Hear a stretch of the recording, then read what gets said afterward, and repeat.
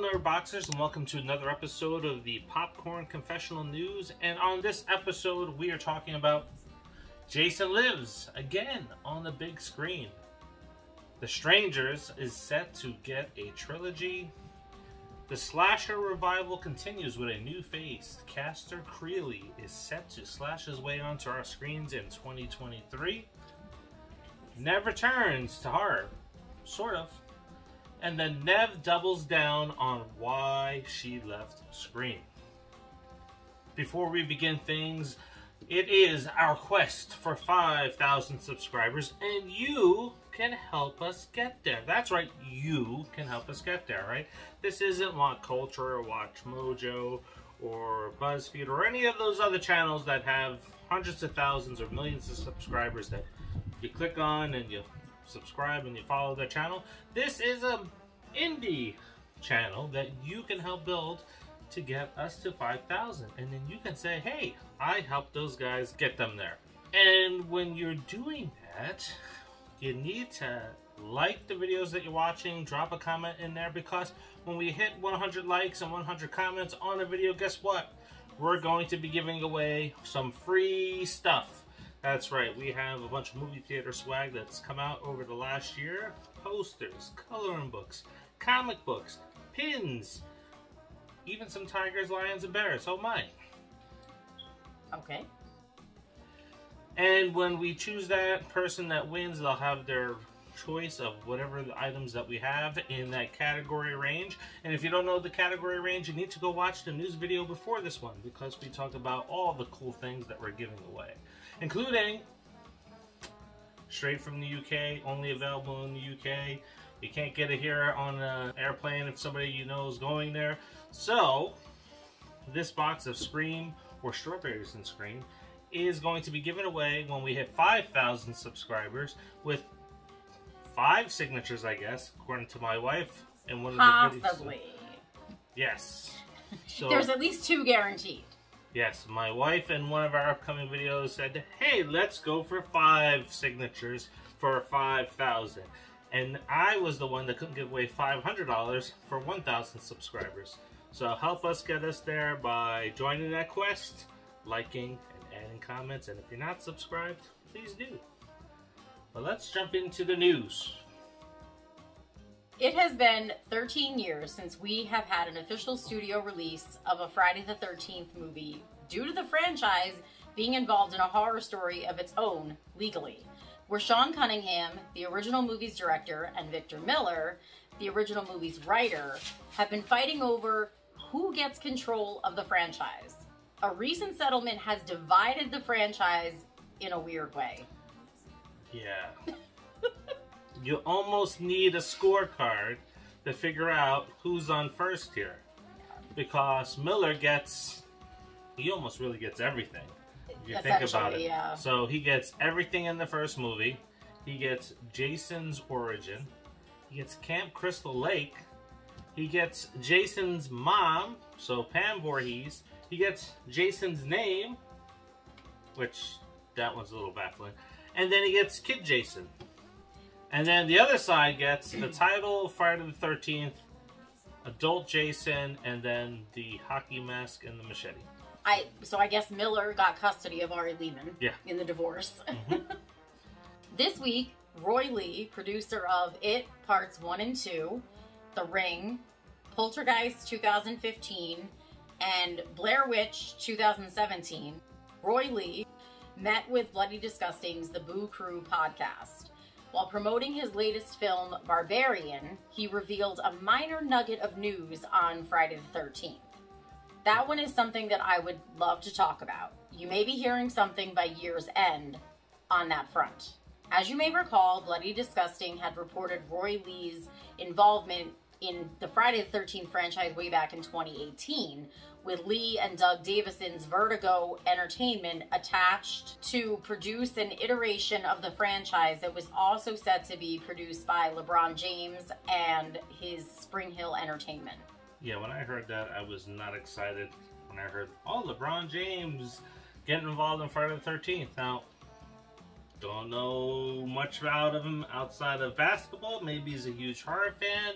maybe he has knowledge up to wazoo, and maybe he would deliver a great Friday the 13th film. Maybe. Or maybe he just has an entertainment company because he wants to make more money. Yeah. So. Now, Roy Lee, as a producer, he has some really good movies that he's backed, and then he has some really bad ones.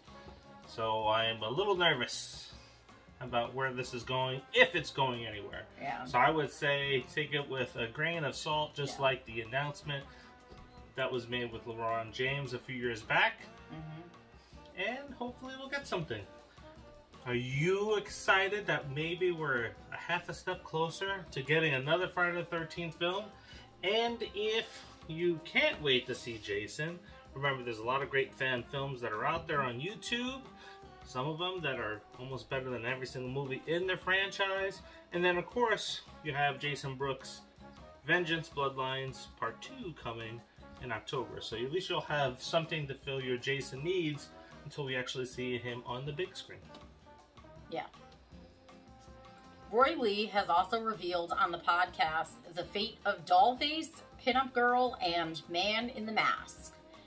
I think the next 3 are in production next month with another filmmaker that people will know.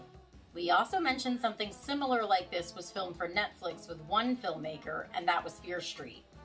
The Strangers first debuted on screen in 2008, featuring Liv Tyler and Scott Speedman, where they get caught in a cat and mouse home invasion game by 3 killers. It took 10 years, but we finally got a sequel starring Bailey Madison and Christina Hendricks, where their family crosses paths with killers in a mobile home park. Here's my question to everybody watching. Which Strangers do you like more? The first one or the second one? I know both of us, we lean towards the second one. I don't know, so what do you think? Are you excited about a trilogy? Sure, why not? I mean, everything else gets a trilogy, right? So, I know we'll watch it. I don't know if we'll like it, but, you know, I guess we'll see. Yeah, well, it's going to be a little bit different from the other movies that are getting their reboot trilogies, because there's no nostalgia here. It's like, all right, I get to see these 3 people in a mask again, because there's no characters that are coming back, unless they bring Bailey Madison back. That would be cool. Yeah, that's true. That could happen. She's the only survivor. Yeah. So, I guess we'll have to see. Are you excited? Let us know. Drop it in the comments. Leland Tilden recently shared with our sister Facebook page, The Horror Family, a 360 video from the set of The Last Video Store, along with some behind-the-scenes pictures.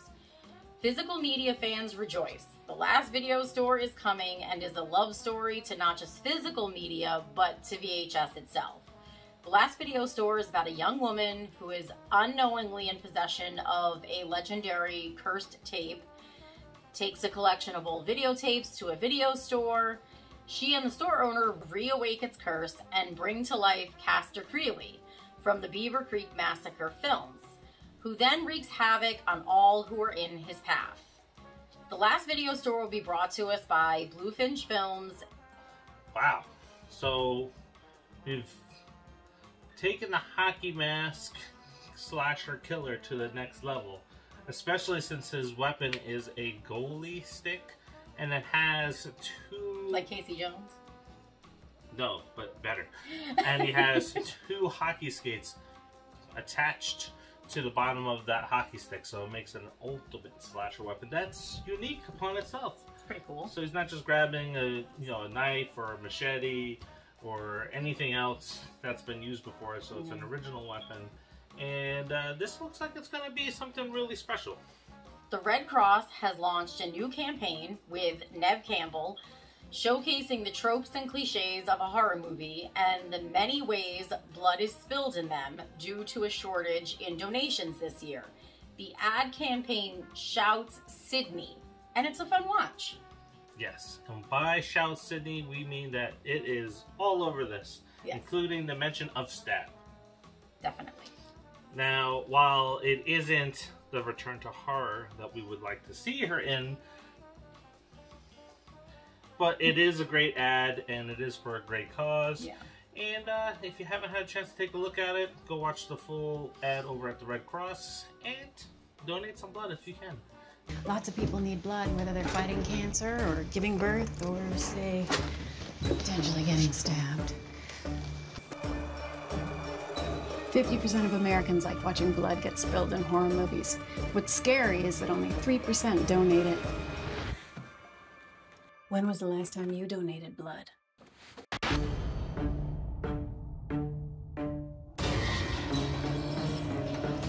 Before we talk about number 5 and Ned Campbell talking about Scream with ET Online, we have something cool coming up on August 19th.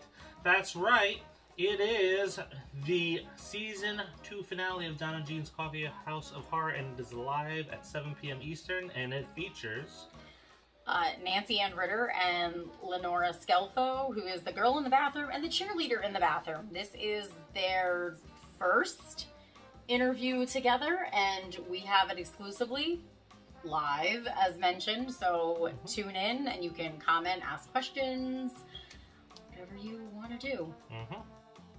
Neve met up with Entertainment Tonight, where they discussed Scream, her love for the character of Sydney, and why she had to walk away. When asked if she was done with Scream, she responded with, I'm not done with the chapter. Like I said, I care about these movies. If they were to come to me with an amount that felt in keeping with, as I said, the value that I bring, then I would certainly consider it.